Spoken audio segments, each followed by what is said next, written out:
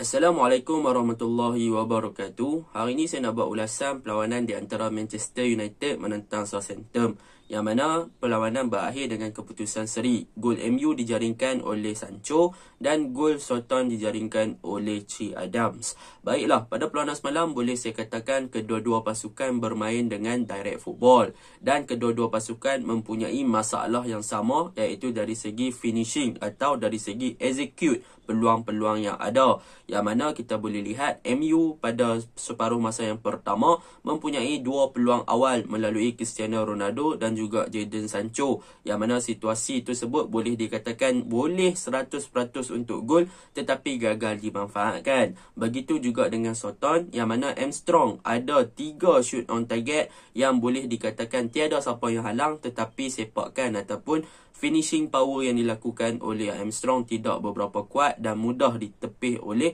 David De Gea, ataupun ada yang tidak menempati beberapa sasaran. Baiklah, tanpa membuang masa, mari kita masuk ke dalam ulasan perlawanan. Saya akan mulakan dengan pasukan Manchester United dahulu. Apakah kelebihan dan juga apakah yang saya suka tentang Manchester United pada perlawanan semalam? Yang pertama adalah mengenai first half, yang mana ketika first half Manchester United menunjukkan satu corak permainan yang agak ofensif, iaitu mereka hebat ketika menyerang dan hebat ketika melakukan counter attack. Kenapa mereka hebat ketika menyerang dan juga ketika counter attack? Sebabnya pada first half mereka keep pressing ataupun mereka tetap menekan pasukan Southampton yang pegang bola. Akibat dari high pressing yang dilakukan oleh pasukan MU, maka mereka boleh dapat bola dengan cepat balik dan mereka boleh teruskan menyerang pasukan Southampton. Dan kenapa MU sangat-sangat hebat untuk melakukan counter press atau counter attack pada first half adalah disebabkan defensive line pasukan Southampton yang agak tinggi, yang mana pada perlawanan semalam memang Southampton bermain dengan defensive line yang agak tinggi menyebabkan MU mudah untuk melakukan counter attack. Maka terjadilah gol yang dilakukan oleh Sancho, yang mana dimulakan dengan hantaran oleh Bruno Fernandes kepada Rashford lepas kepada Sancho score. Itulah kekuatan MU untuk first half. Sebab apa? Sebab defensive line pasukan Southampton agak tinggi dan juga mereka tetap pressing ataupun mengamalkan tactical high pressing untuk memastikan Southampton berada dalam keadaan tertekan.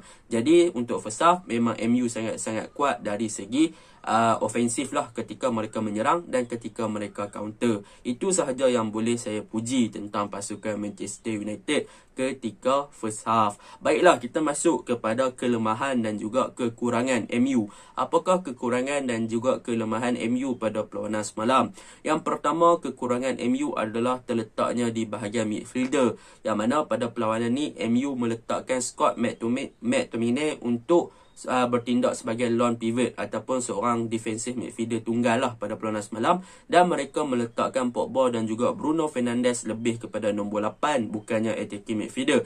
Jadi apabila MU kena serang dan juga diserang oleh Southampton, maka penlibatan McTominay untuk bertahan agak kurang apabila Pogba dan juga Bruno Fernandes agak lambat untuk cover ataupun memberi support kepada McTominay di bahagian tengah. Jadi McTominay terlalu isolate ataupun terlalu berkeseorangan di bahagian tengah, menyebabkan beliau terlibat dengan banyak duel antara pemain-pemain midfield pasukan Southampton. Jadi sebab itulah kita nampak gap antara Pogba, Bruno dan juga McTominay agak berjauhan, yang mana Pogba dan juga Bruno terlalu tinggi dan McTominay terlalu ke bawah. Jadi bila mana mereka punya gap terlalu bawah dan tinggi di bahagian midfield, menyebabkan mereka tak ada connection yang boleh menghubungkan mereka dengan baik di bahagian tengah. Dan sekiranya MU di counter ataupun diserang, maka McTominay akan berkeseorangan, tak ada backup dari Pogba dan juga Bruno yang lambat untuk turun cover balik bahagian midfield untuk menutup ruang daripada diserang oleh pasukan Southampton.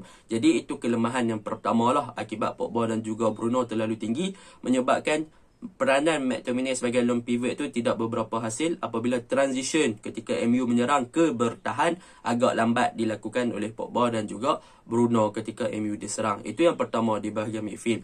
Yang kedua adalah di bahagian sayap, yang mana pada perlawanan ni kita boleh lihat yang mana Sancho dan juga Rashford di bahagian kanan dan juga bahagian kiri kerap kali bertukar posisi, yang mana kadang-kadang Rashford bermain di kiri Sancho bermain di kanan. Kadang-kadang Sancho bermain di kiri, Rashford bermain di kanan. Yang mana kedua-dua pemain ini apabila acap kali bertukar posisi menyebabkan mereka punya momentum ketika menyerang agak berkurang. Yang mana pada awalnya Sancho bermain di kiri, Rashford bermain di kanan, sudah nampak momentum yang terbaik. Tetapi apabila mereka sudah dapat momentum yang terbaik tu, mereka hanya perlu kekalkan dan konsisten. Tetapi mereka bereksperimen untuk menukar posisi mereka. Jadi apabila berlakunya kerap kali bertukar posisi antara Rashford dan juga Sancho, menyebabkan momentum yang telah dibina tu seakan-akan hilang balik. Sebab apa? Sebab fullback tadi tak tukar, iaitu Dalot dan juga Luke Shaw tak tukar. Jadi untuk Dalot serasi dengan Sancho, Luke Shaw serasi dengan Rashford agak lambat. Sebab apa? Sebab dua pemain sayap ni sering bertukar. So susahlah untuk mereka kekalkan balik momentum. Sebab bahagian winger MU ni perlukan support dari fullback untuk menyerang. Kalau fullback tak involve ataupun tak terlibat dengan bahagian serangan di bahagian sayap, maka mereka tak boleh nak buat apa-apa sangat lah pada perlawanan semalam. Itu yang saya nampak lah. Dan yang ketiga, kelemahan MU juga di bahagian serangan, terutamanya di bahagian winger dan juga bahagian striker. Yang mana kita boleh lihat Sancho adalah seorang player yang suka bermain dengan wide area, ataupun kita boleh tengok dia suka main dekat line hujung, ataupun dia suka nak bawa bola pergi ke belah sayap, lepas tu dia akan passing ataupun bawa masuk ke dalam kotak penalti. Berbeza dengan Rashford, yang mana Rashford adalah seorang player yang suka cut in, ataupun dapat bola dia akan suka gelecek untuk masuk dalam kotak penalti dan melakukan percubaan. Memang berbeza dengan peranan ataupun corak permainan Sancho. Akan tetapi MU suka attack belah Sancho. Jadi apabila Sancho dapat bola, Sancho akan bawa bola ke hadapan. Tetapi yang menjadi masalahnya adalah connection, ataupun boleh dikatakan bilangan player MU di bahagian tengah dan juga serangan yang kurang memberi support kepada Sancho untuk meminta bola. Apabila Sancho dapat bola di bahagian kiri, Sancho banyak kali berkeseorangan, yang mana Bruno ataupun Pogba tak backup dia, CR tak datang dekat kepada dia, dan Luke Shaw tak follow up untuk melakukan overlapping ataupun backup kepada Sancho dalam kebanyakan situasi. Walaupun pada awalnya Luke Shaw boleh dikatakan agak baik dari segi overlapping. Jadi disebabkan itulah kita boleh lihat MU punya wide area terlalu kosong. Tak ada player yang datang backup, tak ada player yang datang support. Maka Sancho dengan cepatnya kehilangan bola, dan defensive line yang Southampton buat terlalu tinggi tadi tu senang untuk mereka cover balik dan untuk bertahan. Jadi itu antara punca dan juga kelemahan MU lah pada perlawanan semalam, terutamanya di bahagian serangan, bahagian tengah yang boleh saya komen.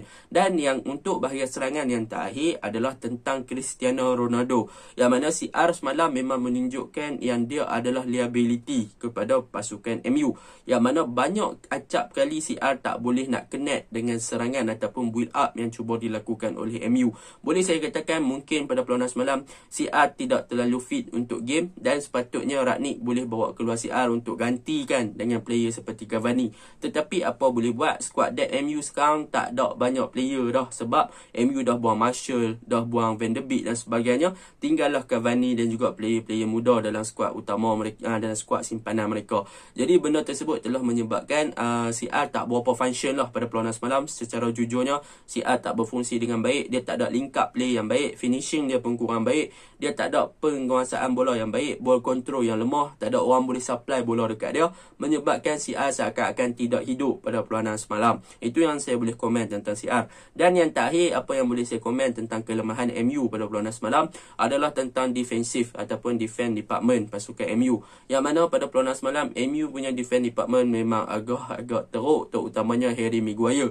Yang mana Harry Maguire semalam tidak beraksi dengan sangat baik, sehinggalah dia buat no look defending, yang mana apabila Manuel Breuer iaitu pemain Southampton dimasukkan, memang pertahanan MU agak kucal kacil, dan Maguire pula menunjukkan satu performance yang agak tidak memberangsangkan. Walaupun secara overall Maguire okey, good sahaja, so-so boleh lah, tetapi tidak sampai tahap yang Varane tunjukkan lah. Sangat-sangat kesian untuk MU apabila gol yang dijaringkan oleh Southampton juga akibat daripada kesalahan Luke Shaw sendiri yang gagal untuk buat line offside trap yang menarik. Tetapi orang akan nampak yang tu salah Maguire sebab tak ada orang marking Cik Adam waktu tu. So memang boleh katakan Maguire dan juga defense department MU semalam memang agak teruk, kecuali Luke Shaw dan juga Dalot, yang mana Dalot semalam memang perform habis. Dia punya passing memang tepat gila semalam, memang boleh puji untuk Dalot. Saya sangat-sangat suka corak permainan Dalot. Dari segi passing dia memang improve, dari segi overlapping dia improve, dan dia suka untuk masuk masuk ke bahagian tengah untuk membentuk attacking di bahagian tengah. Dia tak selalu overlapping, dia selalu masuk ke bahagian tengah untuk biarkan player-player winger yang masuk ke tepi. So ada chances dan juga ada peluang untuk ada option untuk pemain-pemain winger untuk passing balik ke belakang ataupun ke bahagian tengah. Sebab apa? Sebab Dalot suka masuk ke bahagian tengah. Jadi secara rumusannya untuk MU semalam bermain dengan agak baik lah, bukan sangat baik, agak baik untuk first half dari segi ofensif. Tetapi dari segi defense, macam saya cakap tadi, McTominay selalu berkesorangan, menyebabkan beliau jarang menang duel di bahagian tengah. Itu yang menyebabkan MU tak boleh nak perform dengan sangat baik. Dan mereka punya bahagian tengah, winger dan juga striker, tak ada connection, tak ada orang yang boleh menyambung antara satu sama lain. Jadi boleh saya simpulkan, MU yang sekarang adalah lebih kepada individual play berbanding daripada team play. Itu yang boleh saya cakapkan. Overall performance untuk individu, Bruno, Pogba, McTominay, Sancho, Rashford memang bagus. Tetapi sebagai team play, mereka tak ada benda tu. Itu yang menjadi masalah pada perlawanan semalam. Baiklah, itu untuk MU. Kita masuk untuk Southampton. Southampton macam saya cakap, mereka juga bermain dengan direct football. Tetapi apa yang menarik dan juga apa yang boleh saya katakan tentang Southampton adalah yang boleh saya puji, iaitu defensive line mereka yang agak tinggi. Mereka berani untuk bermain dengan pasukan MU yang ada winger yang laju seperti Sancho dan juga Rashford dengan defensive line yang agak tinggi.